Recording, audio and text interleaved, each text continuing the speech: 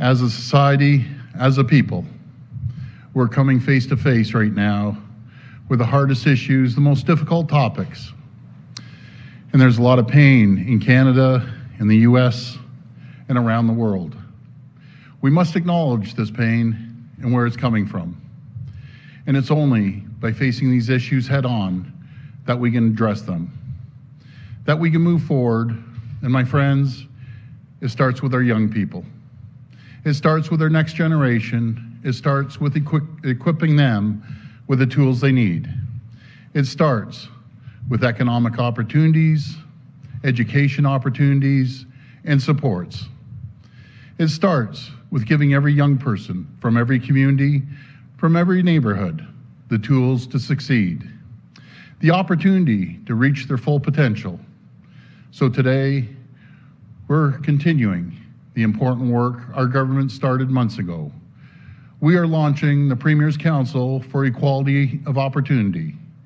I want to thank Jamil Jivani, the province's advocate for community opportunities, along with Minister Todd Smith, for bringing this important initiative forward.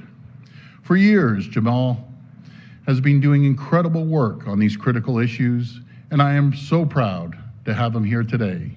I am proud to have Jamil working hand in hand with the team. The Council will bring together experts and young people with lived experiences from different backgrounds and walks of life, young people from marginalized communities. Together, they will tackle the barriers our young people face when it comes to education, skills training, and employment. And as an immediate priority, the Council will identify strategies to support vulnerable and marginalized youth to recover from the effects of COVID-19 outbreaks.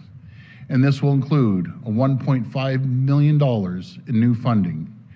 We will use our community partners to deliver the $1.5 million in new funding through the Network for the Advancement of Black Communities to help respond to the challenges of COVID-19.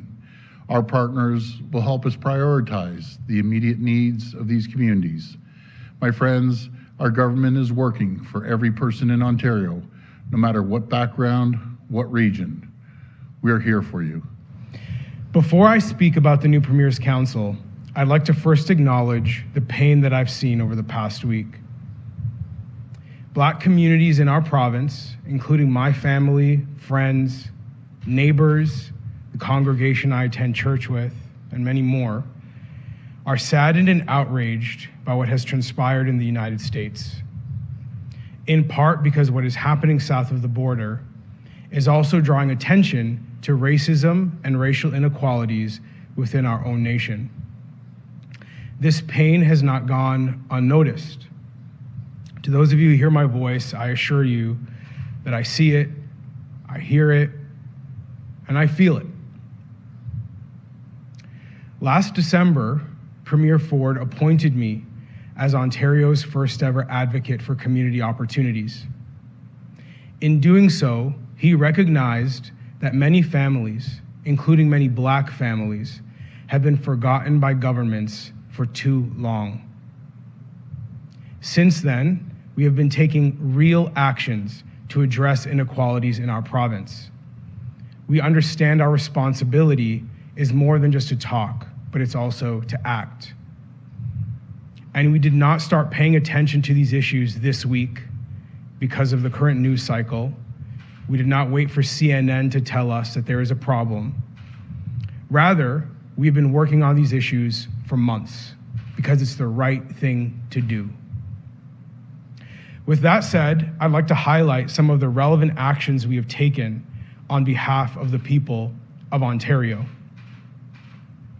We are investing in and expanding the Blackheath Action Plan, which provides tens of millions of dollars to support Black organizations that amplify the voices of Black communities on a wide variety of issues, including issues in the justice system.